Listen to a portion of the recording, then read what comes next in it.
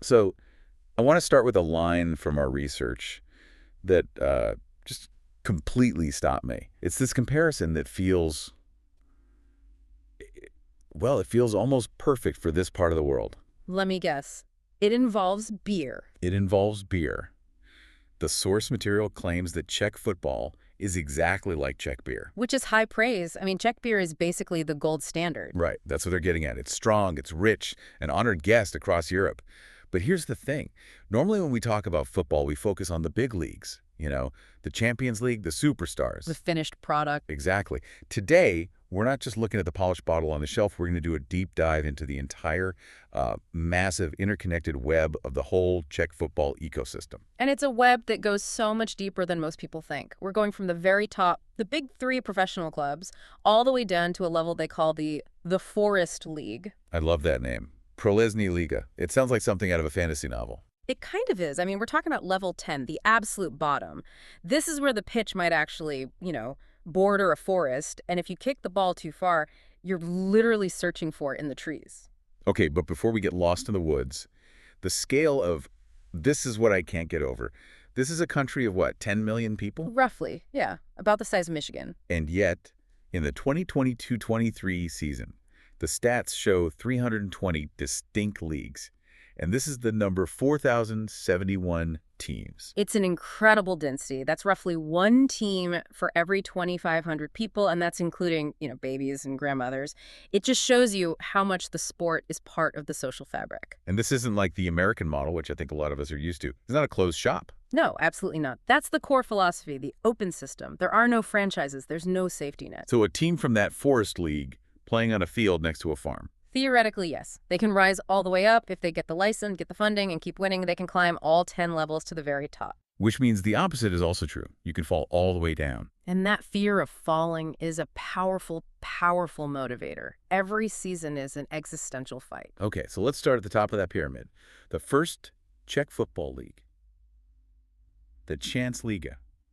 I'll admit I might have thought of it as, solid mid-tier league. But the data says it's much more than that. Oh, it's quietly become a real force. The IFFHS ranked it as the 10th best league in Europe at the end of 2023. 10th, so that's ahead of Austria, Switzerland. Denmark, yeah. It puts it ahead of some very respected leagues. Globally, it's ranked 14th, so this is a serious competitive product. But it's a product that's dominated by just a few names. A very exclusive club. We call them the Big Three. Sparta Prague, Slavia Prague, and Victoria Plane. Looking at the history, over the last 30-odd years, those three have won, 27 of the titles? It's a complete hegemony. Sparta are the historic giants, the establishment club. Slavia is the other big Prague team. And then Plane rose up to challenge them. For anyone else to win is a huge shock to the system. Like Slovan Liberec or Beneka Strava, but that was a while ago now. A long while ago. Below them, you have the second tier, the National League.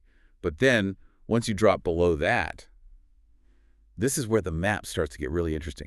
The whole system splits the country in half. It's a practical move. At level 3, you're in the semi-pro world. So you get the Bohemian Football League, the AFL in the West, and the Moravian Silesian Football League, the MSFL, in the East. So you don't have to ask a part-time player to travel 6 hours across the country for a Tuesday night game. Exactly. It's just about logistics. They create two parallel universes. Speaking of parallel universes, I found this detail about the Bohemian League, the AFL, that I just have to bring up. The penalty point experiment. Oh, right. The years of chaos. It's unbelievable. Yeah. So from 2014 to 2021, they just decided draws were boring. If a game was tied, it went straight to a penalty shootout. It was this idea that there always had to be a winner and a loser. But the point system was so weird. You got 3 points for a win in normal time. But if you drew, both teams got 1 point. And then the shootout winner got a bonus point. So it completely changed the strategy. It's the 88th minute, you're tied. Do you risk it all for the win, or do you just play for penalties and hope for the best? It feels like something from the NHL. It was so controversial. The purists hated it. Football is a game where a draw is a perfectly valid, often fair result. They finally got rid of it for the 2021-22 season. I sort of love the weirdness of it, though. But okay, as we go down further, it gets even more complicated. Level 4 has 6 divisions. And then at level 5, you hit the regional championships. And this is where it becomes a maze. You have 14 different regions, each running its own league. And the promotion and relegation, It's a nightmare to calculate. It's not a set number. Like the bottom two go down. No, because it all depends on what's happening in the league above you. Say 2 teams from your specific region get relegated from level 4. Well, they have to land somewhere. They land in your league. Right. Which means 2 extra teams from your league suddenly get pushed down to make room. You could finish safely in the middle of the table and still get relegated because of what some other teams did. That is just terrifying. Your fate isn't even in your own hands. It creates this chain reaction all the way down through the classes 1A, Class 1B, the district championships, all the way to the bottom. The Forest League. The Prelesny Liga, where the game is raw and probably played with a bit of a hangover. That's the perfect transition because we have this fantastic interview with a guy named Milan, an administrator from the 5th League. Yeah.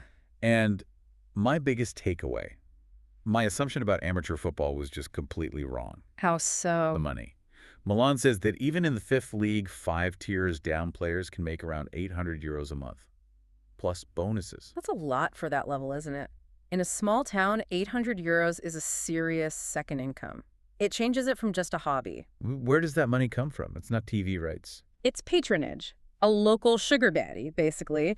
It's either the local government, the municipality putting in tax money, or it's a local business owner who just loves the club and wants the prestige.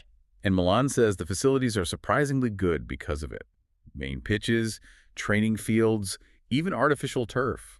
This isn't just mud and grass. No, the infrastructure can be pretty solid. It's the culture around the game that's really special, though. Beer and sausages. You literally cannot have lower league Czech football without beer and sausages. It's a cultural necessity. Milan says it's not just allowed, it's expected. The prices are great, about €150 for a beer.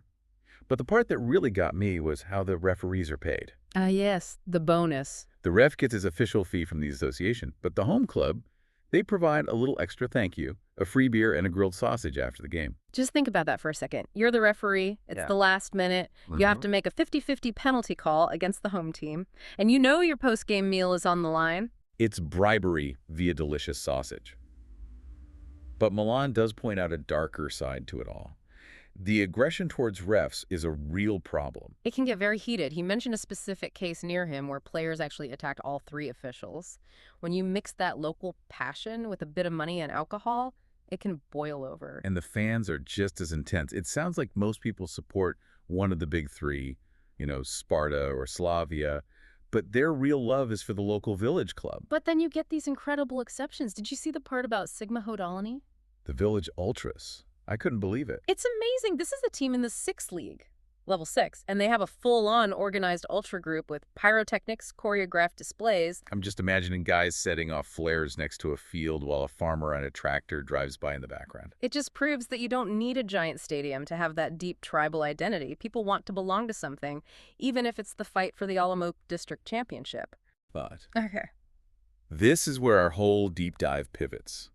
Because while one team is lighting flares, the bigger picture for the countryside is, well, it's much more grim. Yeah, this is the crisis. The material included this really sobering article, Amateur Football is Dying, and with it, life in the countryside. It's such a sharp contrast to that 4,000 team number we started with. Because we have to remember what this system used to produce. The golden generation. Pavel Nedved, Ballon d'Or winner. He came from a tiny village called Skalna. Jan Koller, the giant striker, came from Smetanova Lhota. These weren't academy kids.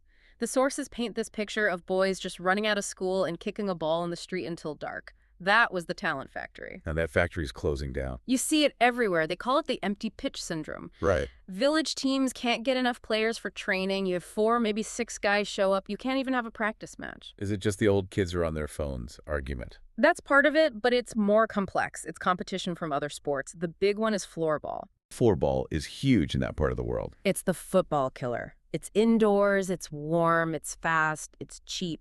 And you also have hockey and basketball. There's this heartbreaking quote from the legendary goalkeeper Ivo Victor, The hero of Euro 76. a living god in Czech sport. And he says, "My own grandson chose floorball and swimming because children have other amusements now. If Ivor Victor's grandson isn't playing football, who is?" But it's not just other sports. It's also how parenting has changed. The rise of the parent taxi service. Yes, back in the day, if you were a talented kid, you played for your village because that's what there is. Yeah. Your parents couldn't drive you an hour away for practice every day. But now, if a kid shows any promise, they're in the car. They're driven to the big city academy, the one with the better coaches, the better facilities. All that talent just gets hoovered out of the rural areas. Exactly. And that starts a death spiral for the village club. Remember how the municipalities fund them? Well, a town council looks at the team. They see they can't get 11 players. They're losing every game by 10 goals. And they pull the funding. Why pay for a failing team? Right. And then the club can't afford the bus, can't afford to maintain the pitch, and it just folds. The sources list them like names on a memorial wall. Sebijby, Pishal, Sokoltinek, gone. And that's the real gut punch of this whole thing. When that club dies, it's not just a sports team disappearing. It's the whole social center of the village. Think about it. The volunteer firefighters or the Hunters Association, they might have an event a few times a year. A ball, a dinner. Football was every weekend. Every single weekend, it was the place you went. You saw your neighbors, you had a beer, you complained about the referee, you talked about your week. It was the community's rhythm. There's a quote that said, with the departure of football, cultural events will probably be cut in half. It hollows the village out. It just becomes a place where people sleep before they drive somewhere else to live, work, and play. What a paradox. The very top of the pyramid, the Chance Liga, is stronger than ever. 10th in Europe. The city academies are probably more efficient than ever. The elite level is thriving. But the foundation of the whole structure, that massive base of village teams, is crumbling away. We're trading that grassroots character for a more polished, centralized product. It makes you wonder what success really is. We measure it in rankings and efficiency and, optimal training environments. But community is inefficient. It's messy. It's a bumpy pitch and a bad call from the ref and a sausage that's a little burnt on one side. So I guess the thought to leave you with is this. We're all trying to optimize our lives, get our kids into the best programs, be as efficient as possible. But what if that village football pitch was one of the last truly authentic community centers we had? Are we accidentally optimizing the humanity right out of our communities? Is the efficiency of creating better players worth the cost of losing the places that create better neighbors? A tough question. That's all for this deep dive. Thanks for listening. Take care.